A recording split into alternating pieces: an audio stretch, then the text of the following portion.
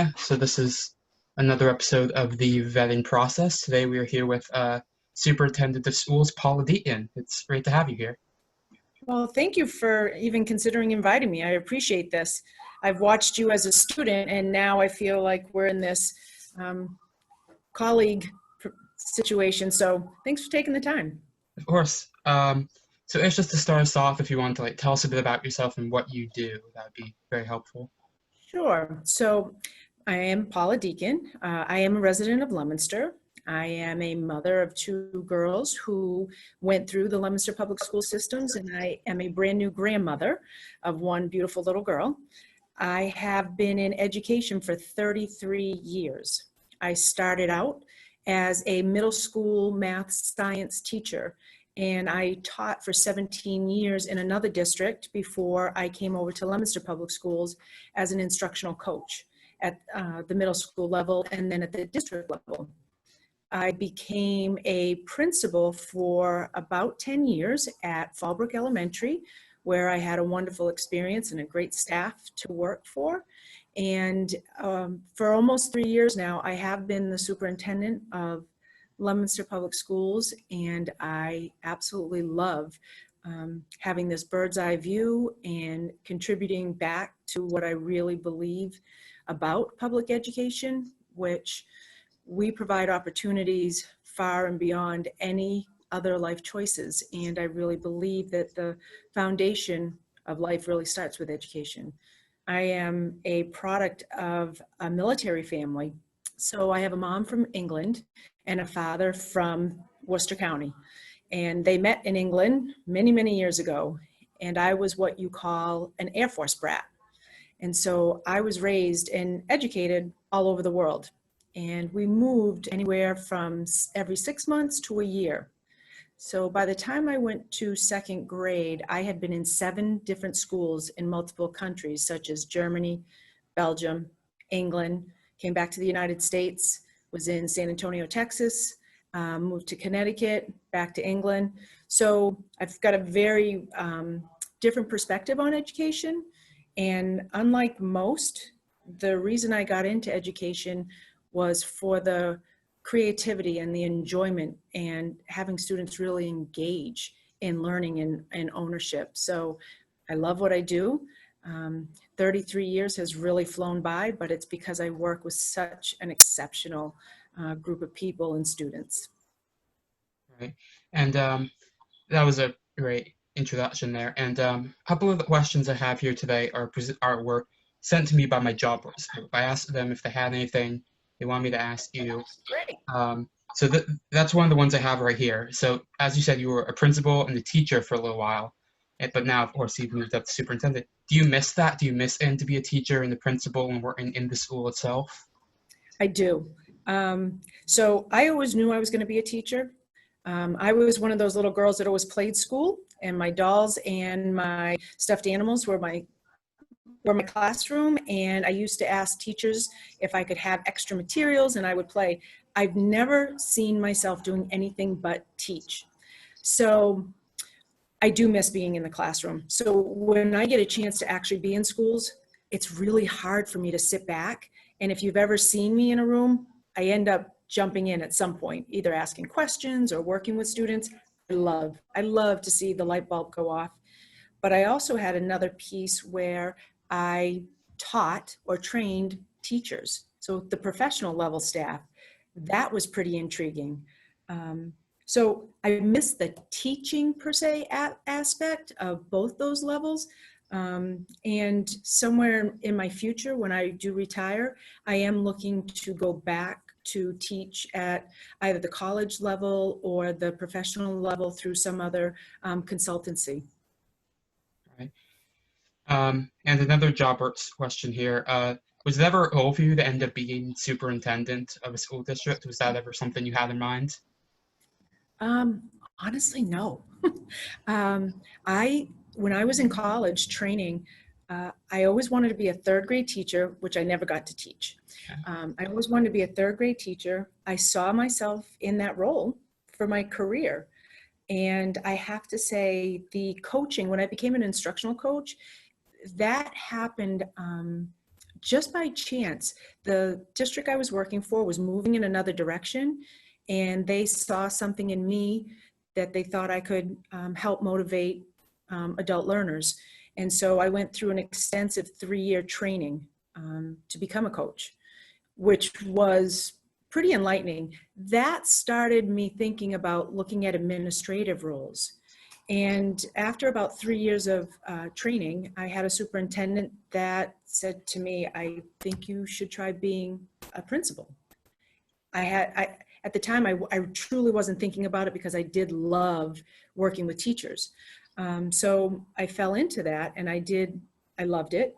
And then the superintendent role, no, I hadn't thought about it, but I'm so grateful that it happened. I've learned so much. I work with amazing people. I really enjoy having the community and school connection at such a large area. And I've got a commitment. So I feel like I'm paying it forward a little bit. So I didn't think about it, but I'm glad I'm here. All right. That is certainly a position that you fall into, like superintendent. You might not always plan for it. I don't know many people who do, but it's very. And just for the people who might not know, what exactly does a superintendent do? So what I've come to learn is, what is it that we don't do? So when I go into, it's really funny, when I go into the elementary schools, and especially the lower grades, they don't know what a superintendent is. So I tell them that I'm the super principal.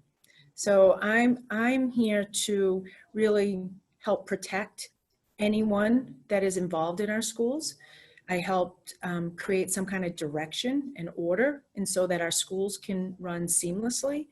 And I make sure that everybody's best interest is considered, and somehow there's so many different affiliations and stakeholders. I have to make sure that students get every need met, which can be very complicated, but it's intriguing work.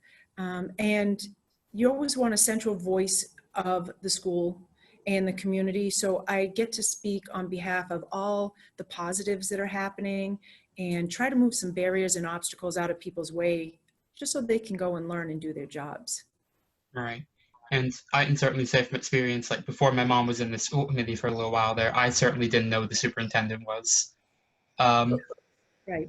it's not something you hear a lot about. You always hear about, like the mayor and like the higher level officials, but superintendent does a lot. It wears a lot of hats, does a lot of stuff. A ton of hats. And so since I've been superintendent, I have really tried, and it's hard, I will say that, I've really tried to make sure that people know who I am and what I do. I'm in schools quite a bit. I answer all my own emails. If someone sends me an email, I pretty much answer them. I'm at different events, celebrations, whatever it is, because I think people need to see that this isn't it's not a robotic job. There's a human behind this. And sometimes you just need to talk things out to help resolve a problem. And a lot of times people just react to things, and that's not my personality. I'd rather respond than react. Right.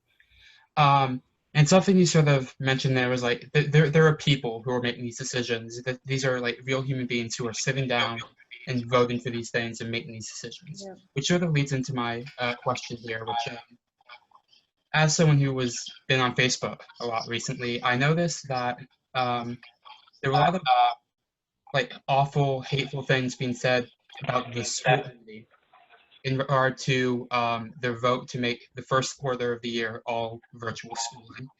Um, one thing they specifically mentioned was a survey done back in late May or early June, which showed overwhelmingly that teachers wanted to come back in a hybrid method.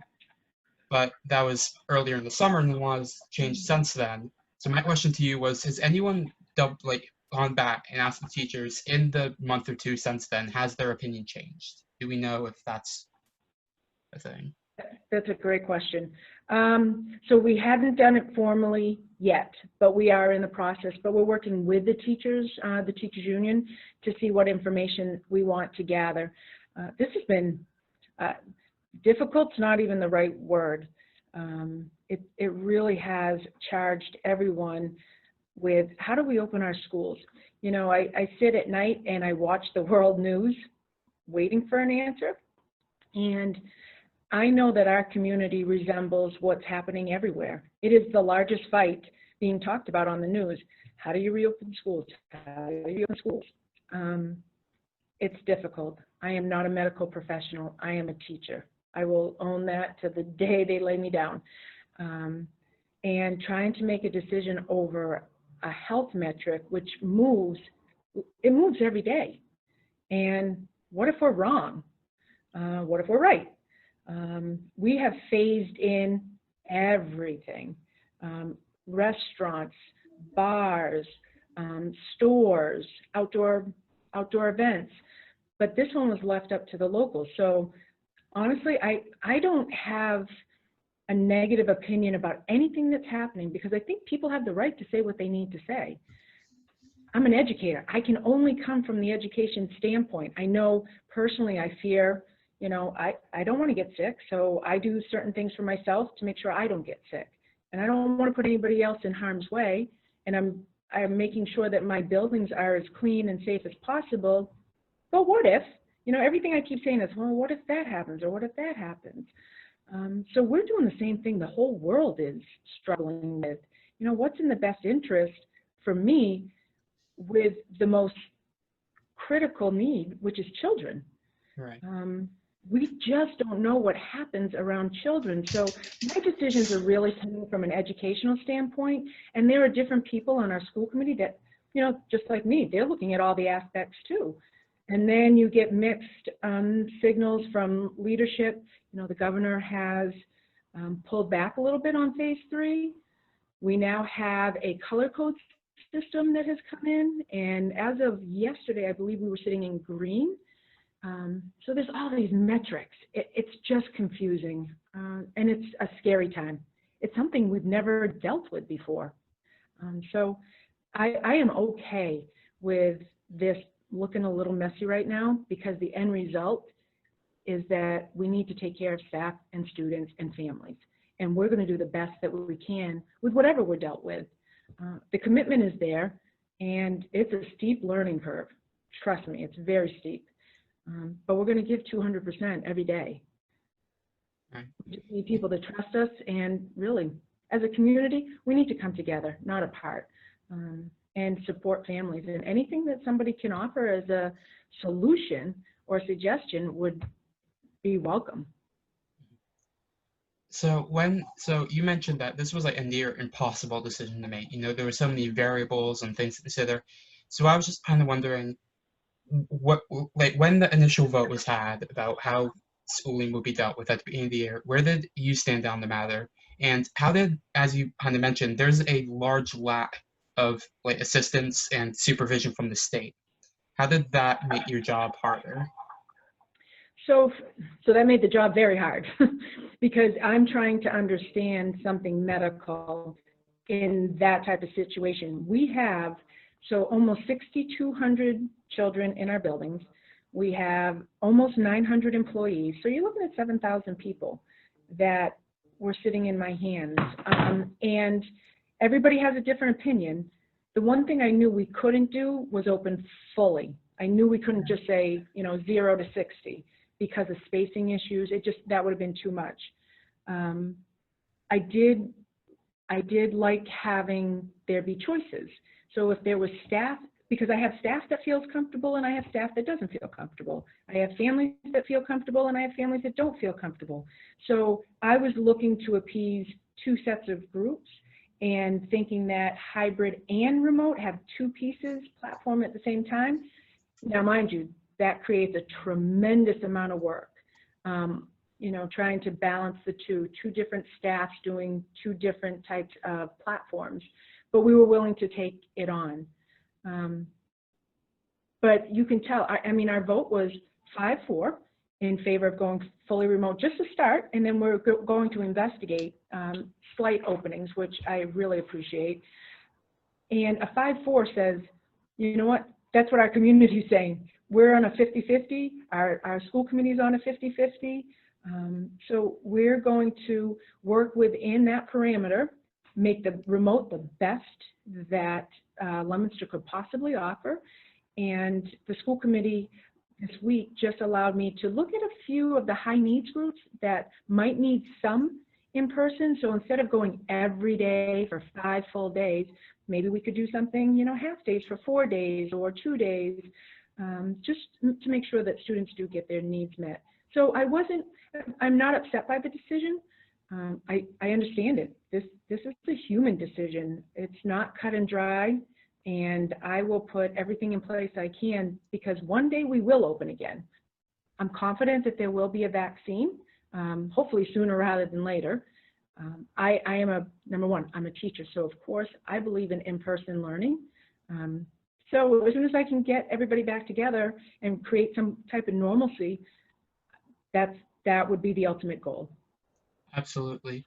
And during the school committee meeting this past Monday, you mentioned that largely in the spring, when we had started virtual learning, we were very reactive. We were sort of just going with what was happening. But you hope that in now, if at the start of this year, we're going to be less, we're going to be more responsive than reactive. Can you explain what that means? Sure. Thank you. That's a great question. Yes, back in March, on March 13th, it was a Friday afternoon, school departments all around us started to close on a moment's notice. And it was just shocking. We didn't in Leominster have any cases at the time. So to close down, I worry. I worry about our students. I worry about all of them and the needs and what the schools provide. We're not just an academic institution anymore. And so if we closed, how were students going to get their needs met? What would happen with our staff? So I had 2 snow days left just to buy some time to get some more information, because it was all coming so quickly.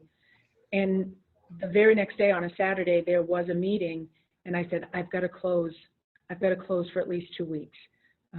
We need time to plan. And by Sunday, the governor had shut us down for 3 weeks. So when everybody had left on Friday, nobody took books or materials, anything. And for 3 weeks, the Department of Ed said, don't let anybody do anything. We're going to reopen. So there really wasn't teaching going on. There wasn't outreach happening. I was concerned about food service for families. So we just really sat still. And then another announcement came out, and it said, no, we'll stay closed until another date, but don't teach anything new. Just teach what's been taught and just teach it more deeply. So we were stalled. And, in the back of my mind, I'm thinking, oh my gosh, we have a testing schedule coming up. Here comes state testing. Nothing's happened. Students aren't getting any instruction. And then another announcement came out. And at this time, we knew not every student had a device. Not every student had connection through some virtual means. We were printing hard copies and delivering them and having pickup dates. It just planned. And the information was coming out so slowly. So what we've done over the summer is, just in case, we've made sure that every student now has access to a device. Our city leadership has put in a purchase order for 1,500. We were down that many to make sure that it was an equitable platform. So now every student can have a Chromebook. We have hotspots in case you don't have connectivity, and teachers have been taking classes and webinars on the Google platform, on library skills. So they're honing up on the expectation from the teacher standpoint. And also, now that we are going back remotely for first quarter to start, we have 10 days of training with teachers. That's a lot of time. So we have 10 full days of training, and we surveyed our staff to say, what do you need help with? And many of them do have technology issues. Others have social emotional concerns, safety concerns, you name it. So we're making sure that we hone up everybody's skills with a set of expectations, and the expectations are teachers, students, and parents in order to make this work. So we're moving forward, and we will be prepared. We meet and talk every day about it, and plans are they're rolling out, and then we're asking for feedback, and then we revise them, and then we put them back out again. So we're moving forward, and I do feel confident that everyone's going to get this right.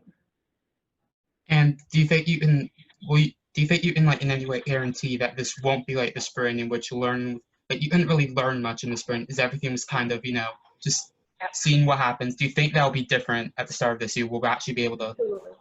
Okay. Absolutely.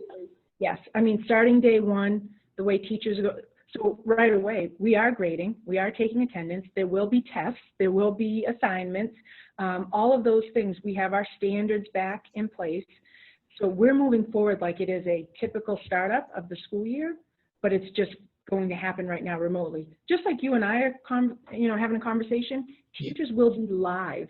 They will be live with their classes and small groups. They will also record lessons so that if students have to look at it later, in the evening, there'll be adjustable schedules. And they use these words synchronous and asynchronous. Synchronous is the lesson like what we're doing right now. And then should I have a how-to video, you can look at it asynchronously at your leisure. So we've got a multitude of that happening as well. Yeah, because I talked to a lot of the students right after the news of the all virtual for the first quarter, and I think the most pressing concern I heard was that in the spring we didn't learn anything, we didn't do much. There wasn't much to do, there wasn't much to avoid people not doing work. So I guess everyone was just concerned that how would we make that work? And it seems like you have a foolproof way to make that all happen. I have a concern, and you're older, Josh, and you do have access to media outlets. I was really concerned about students that don't. So you're able to socialize virtually. Our little guys don't have that, and so that's important. I know we teach, reading, writing, and arithmetic, but the social aspect of learning is huge. And so we need to pay attention to that. The emotional and social well-being of everybody, that's just as important. And so if students haven't had an outlet, because I don't know about you, but some families really have not brought their children around other children and have stayed as close to home as possible and have abided by all the rules. And others have chosen to, bring in close friends or do this, virtually. So that's a big aspect. And so I've talked to some of the teachers to say, at lunchtime, turn on your Google Meet and have your class just talk to one another while they're having lunch. Something important like that. First, second, third grade, they want to see their friends. They tell me all the time, they want to go back to school. They don't miss the homework, but they miss their friends and they miss their teachers. So that's sort of that human connection piece. Absolutely. And some more sort of recent news. The assistant superintendent, I believe the official title is, said that close to 50 teachers have been brought back. As you know, a lot of them were cut, a lot of them had to be let go. Around 50 of them have been brought back, and a few jobs are posted to fill some of those empty spaces. You asked that we trust the district to think that we could roll into a hybrid model eventually, but do you think we have enough teachers for that right now? Do you think the amount of teachers? Always. So I fight for teachers. I would give up every textbook to have all my teachers because without them, it's not education, right? You've got to bring literature alive. So we are continuing to bring people on slowly as we're looking at our funding. And with being remote, maybe there will be cost savings in other areas that we bring back more and more and more and more. Just this week, we brought a couple more back. Some teachers have been advanced to new positions, whether with us or in other districts. So it's opening the door for another teacher to come in. But teachers are my number one, and they've always been my number one.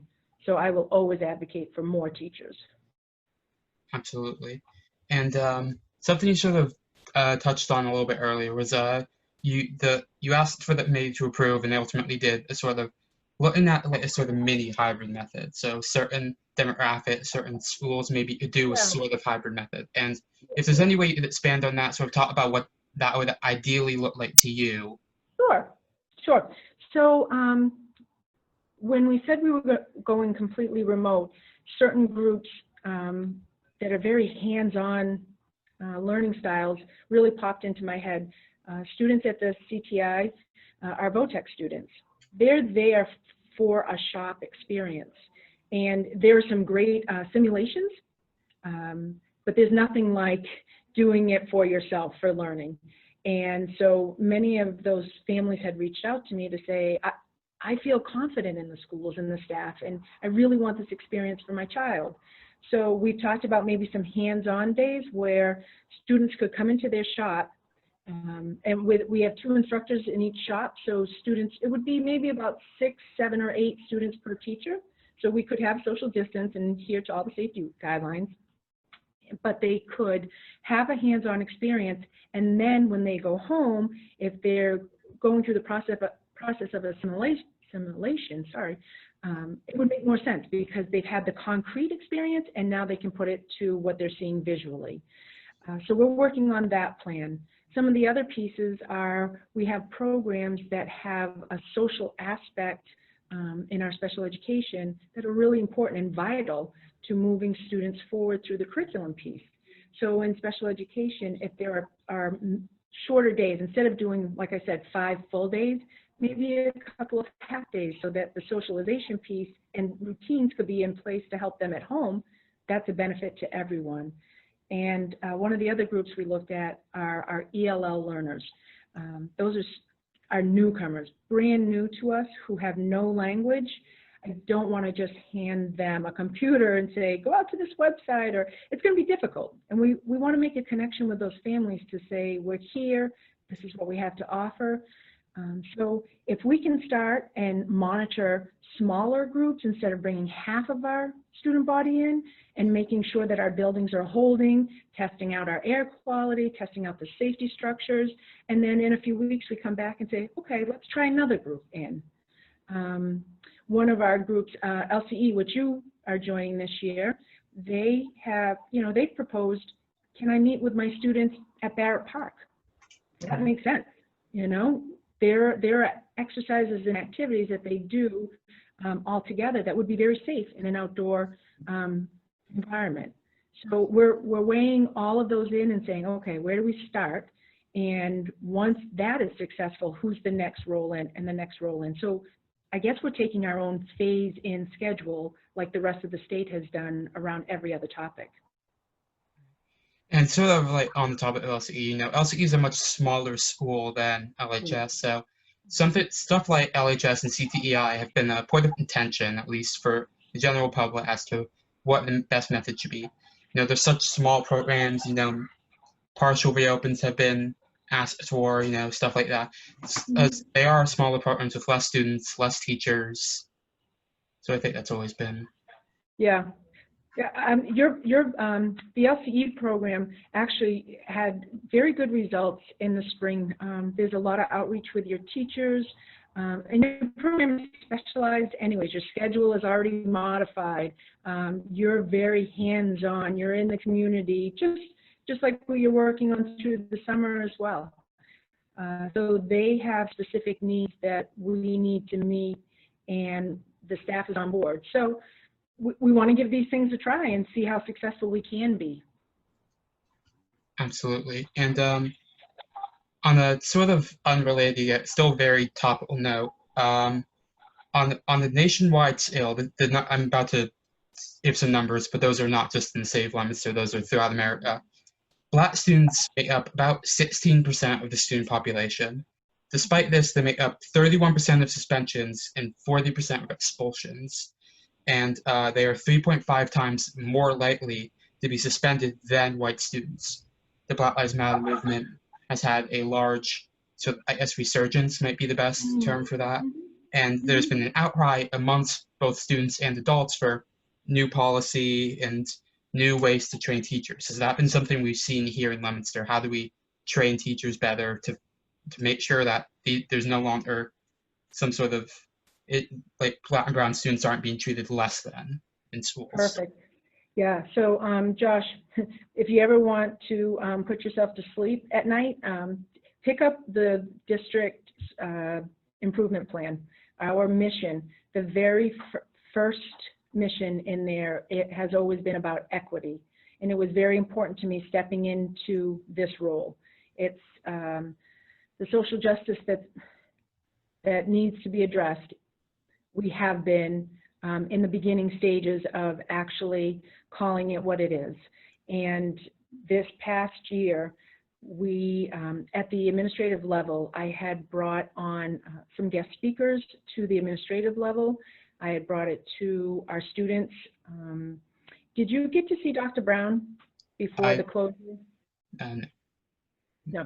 So that was a PD day, and he was in the building, and he was quite influential.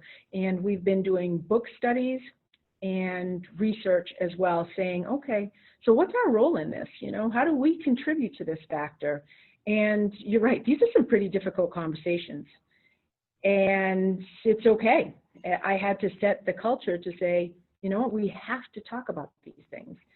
And so all of our administrators went through a book study, and it was called Cultural Responsiveness and How the Brain Works. It's intriguing. Zaretta Hammond is one of my idols, always has been. And it led us down a path to start looking inward. And we had to look at our district data and say, it wasn't on the horizon, but it is now. And it's very important that we continue to move forward. We had done an equity study on our materials in classrooms. And I feel flawed for never have noticing it as much as I do now, but that's part of my learning curve. So we went through, we bought all sorts of titles, some novels, and I made administrators read as many as they could. They were student books, children's novels, right? Where the characters were of all sorts of social diversity from all standpoints. What great literature is out there now. And right away, I know at the high school, Dr. Dubzinski had set up a few book study groups with students and said, read this book with me. You've got to tell me your perspective on it. And Mr. Bayshant over at CTI had done the same thing. Our conversations, we couldn't put these books down. So we would say, hey, when are you done with that? Can you have a conversation about that? And even now, when things happen, I feel better informed. Am I perfect with it? Nope. But I don't pass any judgment on my belief system at this point. I just say, you know what, this is something myself and everybody else has to work on. You just have to be willing to work on it. So we were moving in that direction. We just got to get back to it once we can get rid of this virus. Right. I feel like the past few months have been such a learning curve for so many people, and I can only imagine education and the way we teach our students has been one of the many things that has had to change to fit with what's going on. But this is such a human aspect right now, right? So civics is an anchor in education. So this is the time. This is the time that we can all say, you know, whether you're an adult or a child, we can learn through this together. So I'm hoping that people take the opportunity to actually give themselves permission to learn. This isn't a closed door conversation at all. Yeah. Another thing that's this past few years in Samoset, I was part of the 21st Century program, which I know it helped me a lot with my education. I know a lot of other people who are helped maybe with the education piece, social emotional piece, leadership skill building, especially during the summer programs. It's so much more. And, you know, I learned to play chess. I learned to cook new foods. You learned to play chess? Yeah, this past year. I so want to learn. It's fun. Because of these programs, I learned about the importance of grants and how grants play a part in funding education and in these programs. Is the district working, especially right now, it must be really hard, working to keep these grants and to make sure these programs are moving forward for the next few years, especially considering it's also uncertain? So grants are the piece that really help public education. They bring in the programs that our local money that we get can't afford us some extra programming. So we have all sorts of grants. Children and families really need before and after school extensions, and so our grants service those. They also let us do field trips to amazing places for exposure rights. We watch our grants very carefully. I worry about, federal government right now. They don't have a budget. I know that there's, they're back and forth, back and forth. I don't want the grants to be affected because we do so much good with those dollars, and you're a product of it. The 21st century, that's a great one. Our middle school students just excel. The summer programs they just go beyond, and those are the exceptional opportunities that people get. So we keep a very close eye on those all the time, and we're in communication. If something has to be changed or amended, we make sure we do it right away, just so that we don't run the risk of losing those dollars. Absolutely. And another thing, so you've been superintendent for a few years now.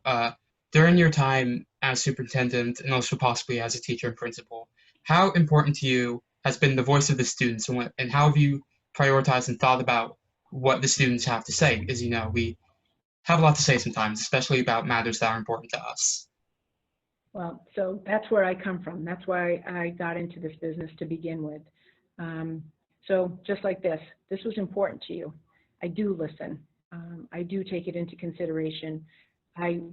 I wanted social emotional learning pushed into every classroom in every corner, because that is the opportunity for the adults to stop and listen. If it's not working for the children, then it's not working, and people are wasting energy. So it's a big shift. We need to meet children where they're at, not where the textbook starts. So we take you from a skill level and advance you. But if there's no communication and I don't know where you're at, how would that ever happen? So the voice of the student is incredible. Someone yesterday sent me a video of a commentary that they did. And in it, it's a rap, very well done. So you and I both love Hamilton. It's very much like Hamilton, right? It was exquisite. And I had to send that to teachers to say, have you ever seen this side? You see a different side of your students when you see them do something on their own like this. It was amazing. So if you hone in on what works best, the productivity out of children is so much stronger. They own it. That's how I was. I didn't love school. That's why I became a teacher until I got to college. College was my thing. And it was because I owned it. I had a voice. I had a responsibility. Somebody let me sort of navigate how I wanted to take my classes in a certain order. And I just felt empowered as a learner for the first time. And I still take courses all the time, and I enjoy it now because it's on my terms, right? So the student voice is huge for me. It's huge for me. And that's sort of something like that is kind of wraps into the 21st century program. Obviously there's certain guidelines there. There's things you can do, things you can't do, certain enrichments you have to take, but it is largely students doing what they're passionate about. They're focusing on what they want to do, what makes them truly interested, and I think that sort of thing is so important because we have a lot of interests, we have a lot of things we want to do, and sometimes just school isn't one of them. Right. And so I watched, when I was principal at Fallbrook, I had a 5th grade class that every Friday they were allowed to research something that they were just questioning, just out of the blue. And those projects were probably the best I have ever seen. Now you're talking 5th grade, probably 10, 11 years old. The showcases that they put on, have you ever sat down and said, I wonder how that really works? And so when they asked themselves that question, they self-directed all the resources. They had to build some visual display, be able to speak about it, answer questions. They worked so hard. because they owned it. They owned it and they drove it. That was the best learning ever.